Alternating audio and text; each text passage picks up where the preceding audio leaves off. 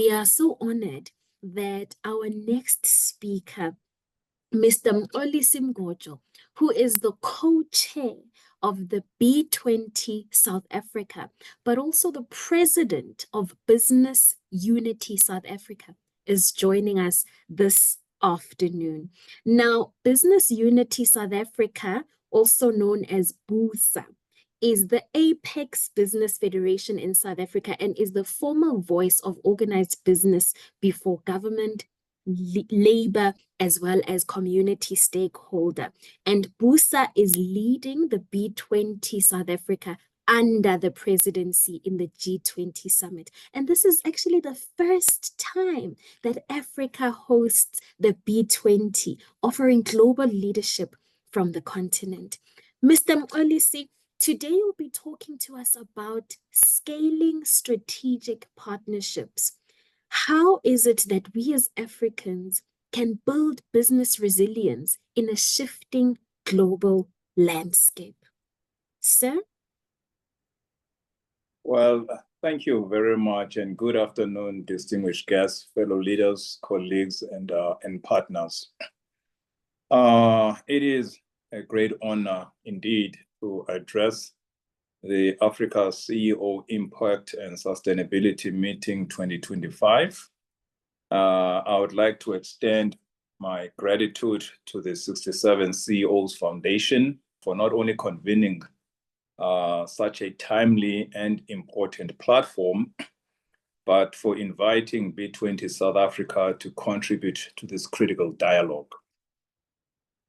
Your leadership in convening this conversation really does reflect a shared commitment to a resilient Africa and an inclusive global growth.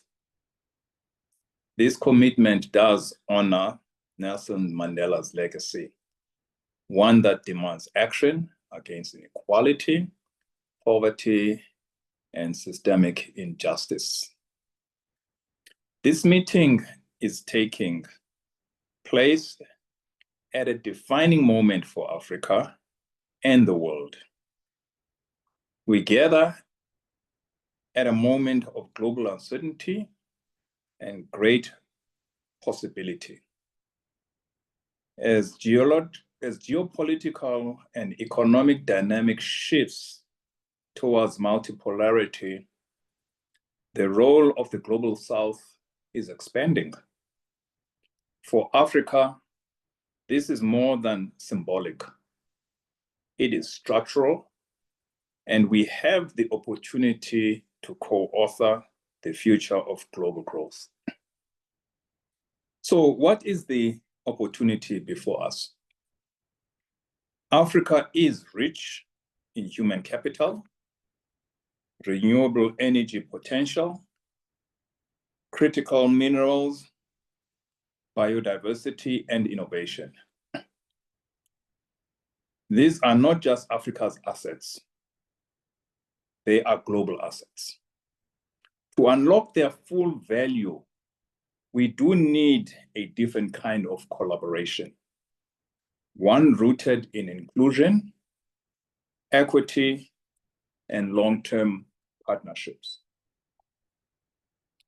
As South Africa holds the G20 presidency and leads the B20, as you've said, the first time an African country has done so, we are uniquely positioned to shape the global economic agenda and reframe how business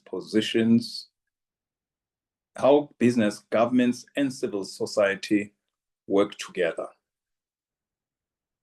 So what is the B20 South Africa's mission?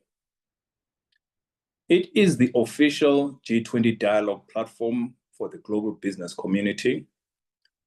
And under the theme of inclusive growth for global equity, we have convened over 1,000 business leaders from G20 and African economies to craft policy recommendations that are inclusive, practical, and most importantly, impactful. We are guided by three core values being inclusivity, shared prosperity, and collaboration. And we believe that business can and must be a force for good. This is reflected in our task force architecture, where youth employment, gender equity, SME development, and digital inclusion are treated as cross-cutting themes across the 8 task forces, not as peripheral considerations, but as the foundational levers of inclusive and sustainable economic transformation.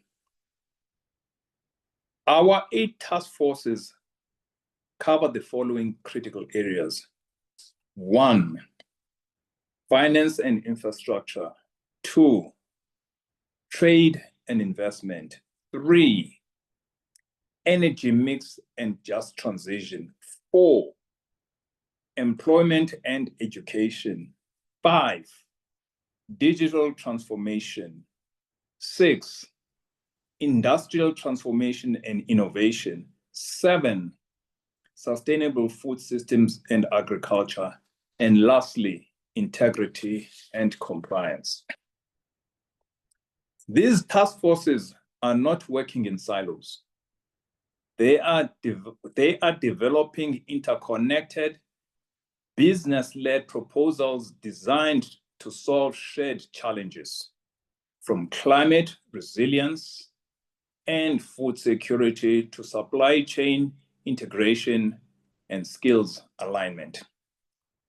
We are now at the midpoint of the B20 process and are actively working to ensure that the recommendations we propose translate into tangible outcomes that drive inclusive growth by creating opportunities for all. It is about reducing inequality, unlocking untapped potential, and driving long-term economic stability. We aim to drive impact across 5 key areas: mobilizing coordinated action to unlock capital for infrastructure development. Secondly, advancing scalable public-private partnerships that accelerate progress. Thirdly, building sustainable, climate-responsive economic systems. Fourth, unlocking the full potential of Africa's critical minerals value chain. And fifth, empowering Africa's digital and skills transformation. Now, these priorities will inform our final recommendations, which will be submitted to the G20 presidency in September. But recommendations alone are not enough. We must ensure their adoption, translate them into measurable impact, and leave a lasting legacy.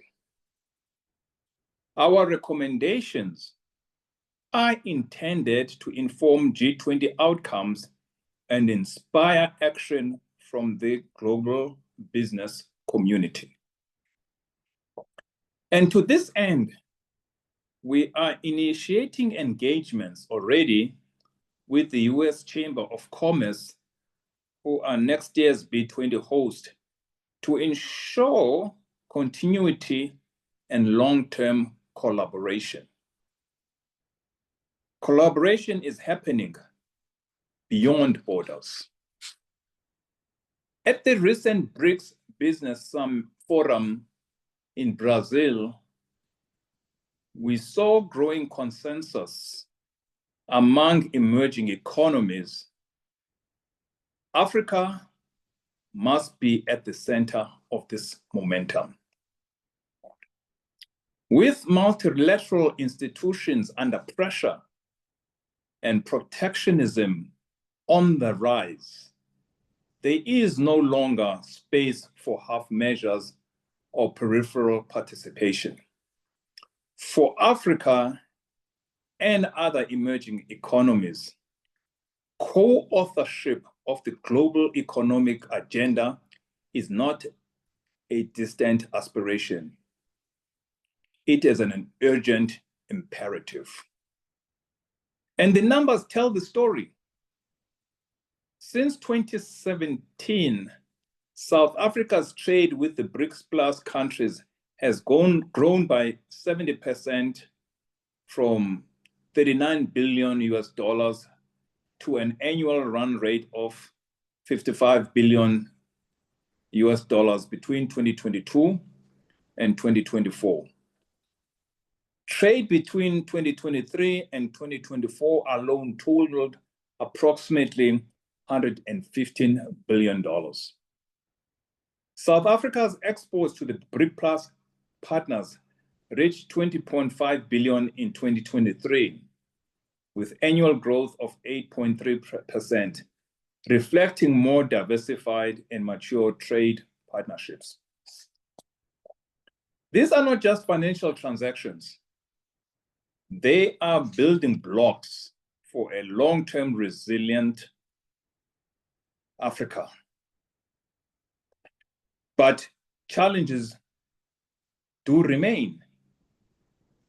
Africa still mobilizes less than half of the capital needed for core infrastructure, while losing an estimated staggering $120 billion annually to corruption.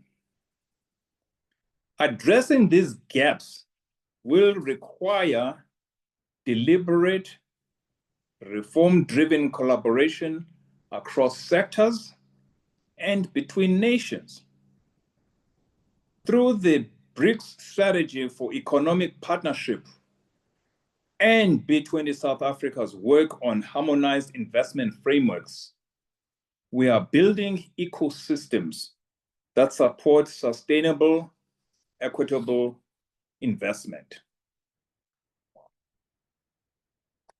As the African Continental Free Trade Area gains momentum, we must move faster to streamline regulation, improve cross-border finance, reduce the cost of doing business across the continent, and unlock the $3.4 trillion opportunity it represents. Just consider this. By 2050, 1 in 4 global workers will be African. Yet at current rates, only half will have formal employment. The African Continental Free Trade Area could boast intra-African trade by 52%. But without faster implementation, we do risk losing momentum. Therefore, B20 South Africa is advocating for 1, skills development, because a young population is only an advantage if they are skilled. Secondly, digital infrastructure, because you cannot trade what you cannot connect. Third, trade logistics, because goods stuck at ports do not feed families. The AfCFTA is not just about intra-African trade. It is about Africa engaging the world on its own terms. And so, what is the role of African business leaders? The theme of this conference, Scaling Strategic Partnerships, is both timely and urgent. We encourage African CEOs to, firstly, embrace regional integration by leveraging AfCFTA to access new markets. Secondly, invest in green and digital innovation that aligns with the Sustainable Development Goals. Thirdly, collaborate across borders to unlock capital and share knowledge. Fourthly, participate actively in the B20 process. Your voice shapes global outcomes. And therefore, without being long-winded, in closing, there is a call for collective courage. Africa's success is the world's success. This is not charity. It is common sense. We can build resilient global value chains, solve the climate crisis, or feed a growing global population without Africa. Africa must be just as a source of raw materials, but as a hub for value-added production, innovation, and investment. Ladies and gentlemen, I leave you with a Zulu proverb, indlela ibuzwa kwabaphambili, meaning the way forward is asked to those who have walked before. Today, we are not just walking, we are building the path. B20 South Africa is our toolkit. Collaboration is our blueprint, and inclusive growth is our destination. This is Africa's moment. Africa is not waiting for permission to lead. We are stepping forward with clarity, with purpose, and with determination. I do look forward to working together with you to realize the Africa we want and the world we need. Yours is to play an advocacy role really in terms of the recommendations that we are going to be proposing with clear action plans. We want these to be the recommendations and actions that have been put together with the core input of African leaders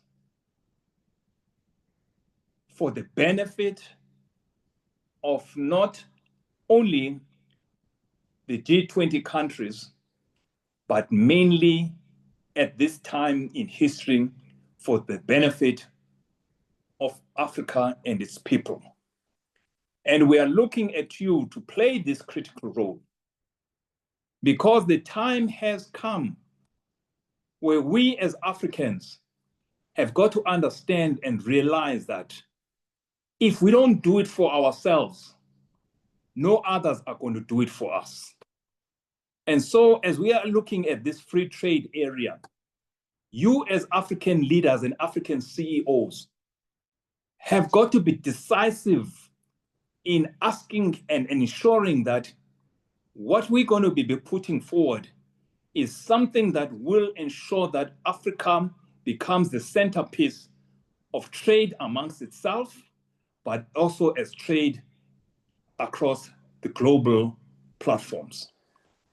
And so I challenge you to take up the baton, all of us, to say this is our moment, this is our time, this is how we're going to plant those trees for the generations to come, of which we may not get all the benefit ourselves, but those youngsters, those future generation, they will reap the rewards and take us to greatness as a continent. Thank you very much. That sounds the clarion call. That sounds the clarion call. Mr. Mgojo, if this was one of those engagements where I could pull out my vuvuzela, I would pull it out at this very moment. Earlier on, Mr. Mgojo, we heard from the Deputy Director General in the office of the Gauteng province, and he reminded us that we are here at this intersection of action, taking from the inspiration of our forefathers, the very people that established the African Union, talking about Nkwame Nkrumah, Haile Selassie, the forefathers who were leading this movement of Africa as an independent state, Africa as a place of ownership, Africa as a place that owns its resources, that champions the well-being of its people, that is self-reliant. And your presentation this afternoon is connecting those dots for the Africa that we want. You've actually told us that the baton is in our hands. We no longer have to wait for this baton to be passed to us.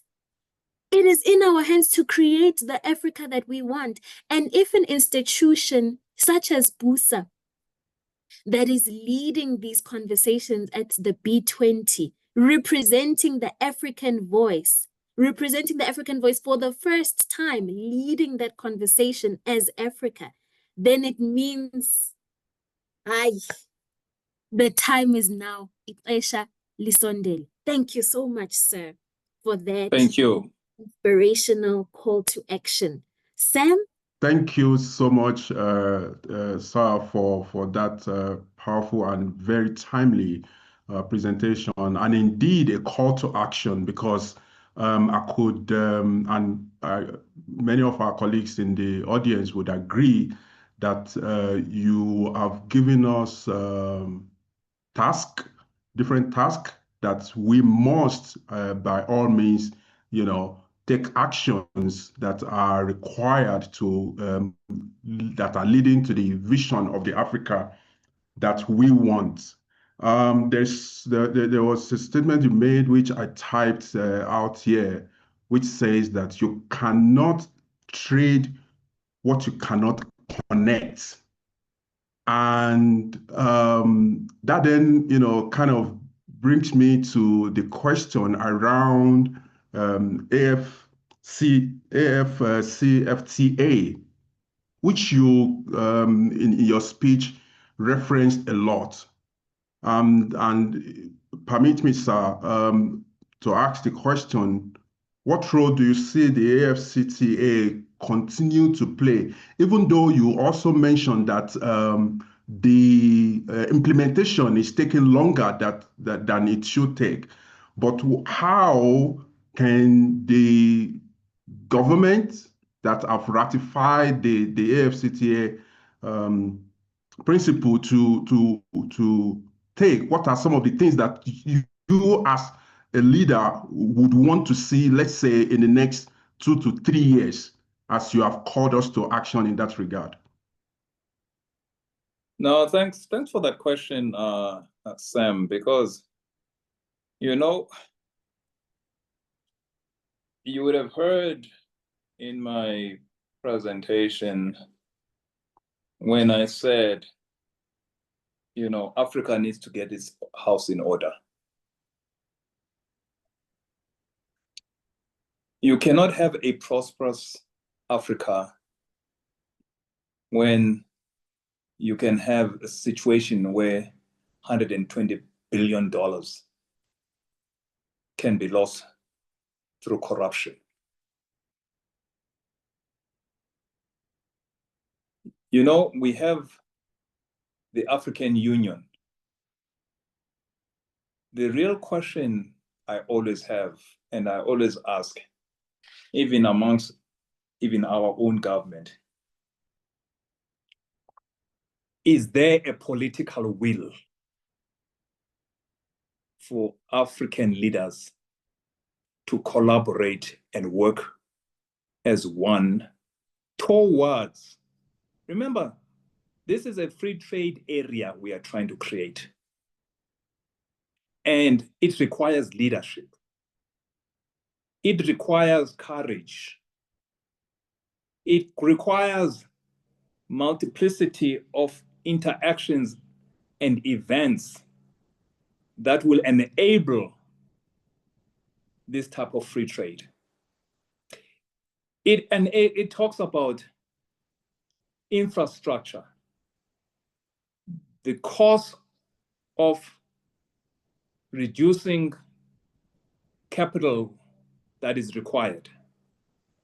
It's going to require around how we can partner amongst multilateral institutions, development banks, and also crowding in the private sector as part of the blended financing.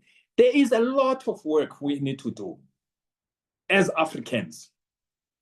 And that's why I'm really calling on our CEOs, African CEOs in the respective countries that they come from, that we have to advocate in terms of how, even as business, I've just come back last week from the UN Finance for Development conference, where basically you had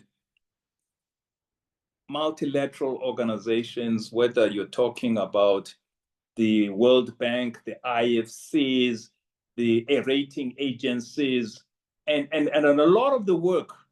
And I would really like you guys to really also go, and because it's going to be published, we're at that very critical stage where we're going to be publishing some of these recommendations from these 8 task forces.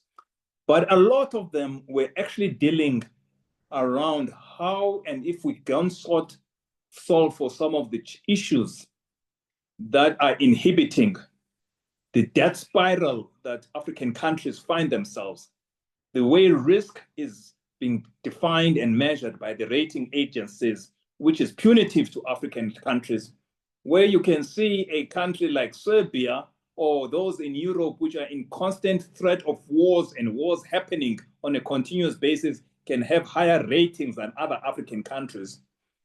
How we can also ensure that our minerals, our critical minerals, which at this point in time, we can see that they are becoming the centerpiece for everybody that they are contesting for. If we don't do as Africans ourselves to say, how do we leverage these resources and leverage them in a manner that it benefits our continent? We will continue taking these raw materials and just giving them to the West or the global North and all of those. So when I say it's time for Africa, I'm saying that Africa has to wake up. Africa has to say, amongst ourselves, how do we ensure that we become a powerful economic bloc? Like you have blocks in Asia, blocks in other areas, coming together, the EU coming together to say, we work collectively together to talk about how we're going to deal with tariffs when we are engaging and with the United States. They come as a block. They come as a block. We need to be that block that's going to be the new gorilla in the jungle. In the jungle. Thank you Yes. so much, sir. Over to you, Mxolisi. So really, it's time. It's really time. And again, guys, let's stop talking. We talk a lot, but action is very, very a thing that we don't see happening. Mr. Mgojo, I'd like to bring this conversation to the pinnacle of small businesses, because we found that a majority of the participants that have engaged with us during this Africa CEO Impact and Sustainability meeting happen to be the small businesses. And like you've rightfully mentioned, that there are some barriers that would obstruct the ability to trade, and those barriers are even more amplified for small businesses. You know, even when these tariff barriers are removed, but there are customs inefficiencies, there is corruption in the system, complex paperwork that continues to obstruct our ability to trade. What are some of the ways in which small businesses can also, as you've said, it's time to rise up and stop talking? What are some of the ways in which small businesses can participate in this new era of African trade? You know, you would have heard that when I identified each of those 8 work streams, one of the things that we said was going to be very important as we are addressing and looking at some of these various policies that we are putting in place is to ensure that if we are talking about finance in infrastructure, there's got to be recommendations in 2 fronts around that. What about SME financing? What about infrastructure that's required that supports SMEs? Thirdly, how do we ensure that there is also women participation and bringing equity to women in terms of their inability to be able to be players within the economy? So recommendations have got to deal with that in the areas of finance, in the areas of trade and investment, energy mix and transit. So in other words, when we talk about digital transformation, what sort of digital infrastructure that enables the small business sector to have access to markets, utilizing technology as the backbone of how they can actually be enabled to do trade, given the new digital tools that are there. I mean, one thing I can say with Africa is that they are very innovative. If you look at, for instance, in the area of finance, there's so much trade that is taking place through digital platforms over the phones, okay?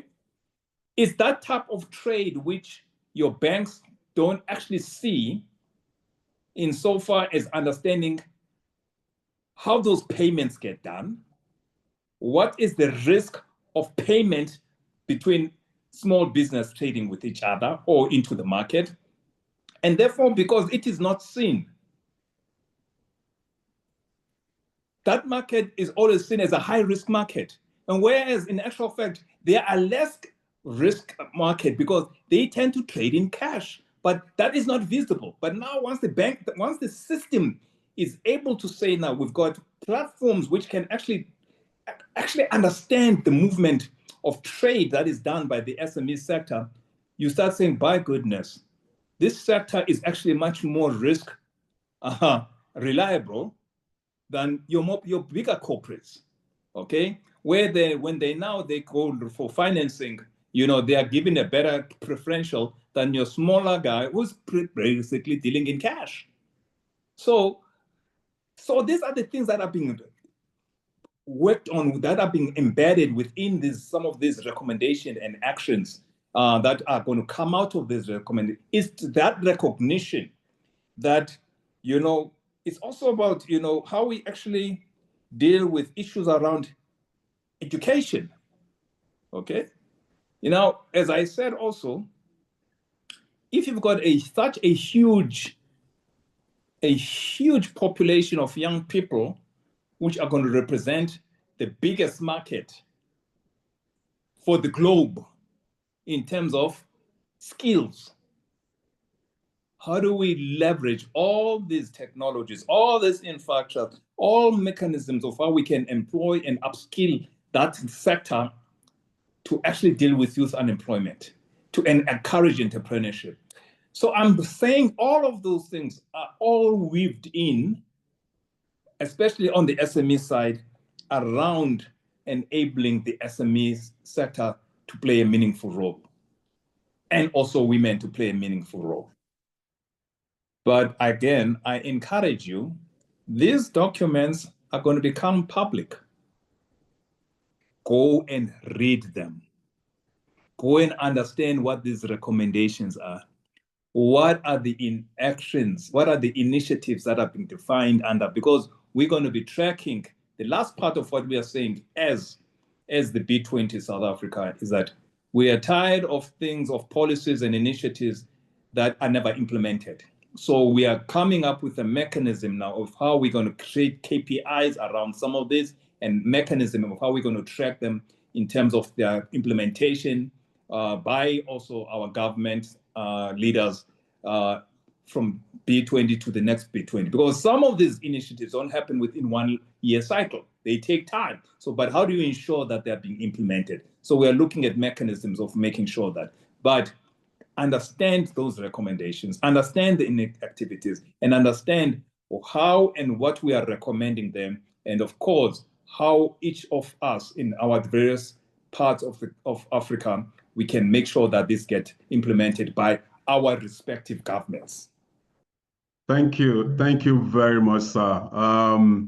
You know, action, action, action. That is what you are telling all of us as an ecosystem, as a group, and as a people in Africa, that we talk too much, and it's time to take relevant actions so that we can move our continent forward. As B20 platform engaging global leaders, because you mentioned earlier that in order to sustain and to see implementations of some of the recommendations that you're making as B20, you've started engaging the trade and industry, commerce, trade and industry in the United States already as the next G20 as the next country that's going to take the G20 baton. The U.S. Chamber of Commerce, yeah, the U.S. Chamber of Commerce. U.S. Chamber of Commerce, thank you very much, sir.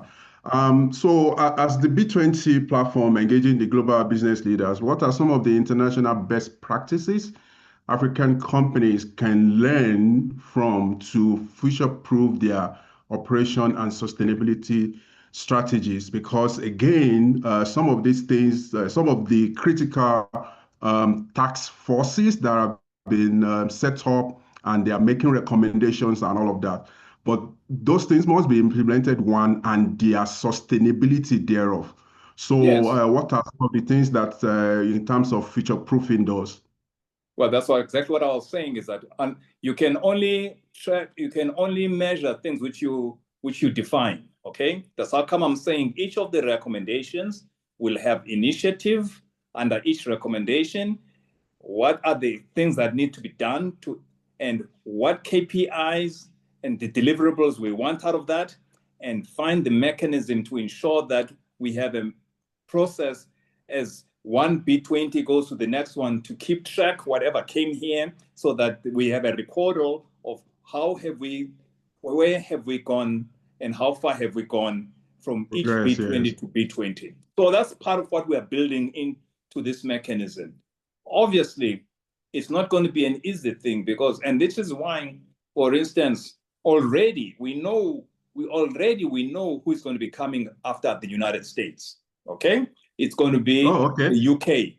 So already we're talking with the UK, not just the America, but the UK coming afterward to say, as we are putting these recommendations right now and the initiatives, you are party to them. So how do we ensure that when it goes to America, we don't lose some of this stuff?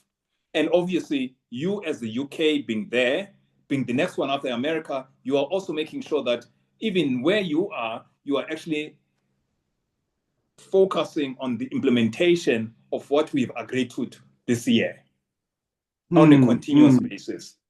Otherwise, that's it is very sorry, sir. easy that each country just simply decides to do their own thing. Why do we reinvent the wheel when it's there? It's just to say, now, how do we take it to the next level and find a mechanism to actually put action items, KPIs, and tracking mechanisms to make sure that this gets done. Yes, thank you very much, sir. And I would like to engage you further to ask the question, is there that there is no existing tools and mechanism for the purpose of measuring and all of that G20 South Africa is the one now pushing for such mechanism? Is it that it's not existing currently? Because it's very important. No, because what we realized when it was B20, remember, we're learning every time, okay? Coming out of Brazil, we said to Brazil, because Brazil, some of the things that came out of as recommendations, we were involved in the Brazil B20 in the formulation of those recommendations and initiatives. And we agree that the next phase now, when we come to South Africa, we need to take it a step further, is to actually define KPIs now, collectively, and find a mechanism to track it, okay? It's also, before what happened is that they had issues of women as a separate stream. We said, no, issues of SME and women can't just be a separate stream. It has to cut across all the streams. So that's another improvement that we did as B20 South Africa, by the way, which was also supported by Brazil, because they were the first to really bring up the fact that, women issues really now we need to step up on, okay? Issues of SMEs, we really need to step up on, but they were seen as a separate thing, not being seen as cutting across digital, education, trade. So again, I'm saying that it's always how you are always improving on what was previously done, because we spend time to look in the past B20s to say, why should we actually... What is missing? What is missing? Why do we there's no need to reinvent something new. Some of these things, we say, okay, let's look at the geopolitics of today, given where the geopolitics were last year and during Brazil. And we say, is there anything, given the current trade geopolitical situation, that recommendation, which we said is so important, that we may need to tweak to take cognizant of the current geopolitical system, whereby already you have some who are very much looking at promoting their own self-interest instead of using the current multilateral institutions that are there. And how are we going to deal with that? So these are some of the tweaks you've got to make sure that they also address and take cognizant of what is happening at that any point in time. Then you do those tweaks. But what is, and let me give you also an example. In the past, yes, sir, when we talked about development finance, you were talking about the DFIs, you were talking about those multilateral institutions as being the funders for infrastructure and other forms of funding, which were deemed as developmental. What has happened now? A lot of those countries are saying, we can't afford now to contribute to aid. We can't afford to this thing. So there's a cutback on the money that's available. Now, that's something new as a result of trade challenges. Europe now, the NATO has just been told, NATO country been just told, you've got to increase your defense spending from 2% to 5%. So now, where's that money going to come from? So they're going to take it away from somewhere, which was basically around probably promoting other source of funding. So suddenly now there's a shortage of capital available amongst those institutions that used to always and those countries that used to always provide that type of funding. So for the first time, people start talking about, my goodness, there is money in the private sector. Okay? So how do we crowd in now that funding of the private sector as part of the blended financing we're talking about now? Okay, so the idea of a blended financing as an instrument where it also brings the private sector now as party to that funding that is required to fulfill this infrastructure project, it's something that is new as a result of the geopolitics, current geopolitics. So hence why I'm saying now, all of a sudden, now we become invited to all of these international conferences as the private sector, where now we are being also asked to play a role in funding. And we're saying, we've been sitting here always saying, why are we not being party to this thing? But it took events, geopolitical events, to actually now say the game has changed. And so the these game are the has things changed, now, and the conversation sorry, starts changing now about coming up with other new funding instruments, which also talks to blended financing, which brings in the private sector as part of the fund crowding. Thank you so much. Mxolisi, over to you. And you know, that critical point that Mr. Mgojo mentioned about continuity of these policies, it's crucial, because I think as a people, we are worn out by talk.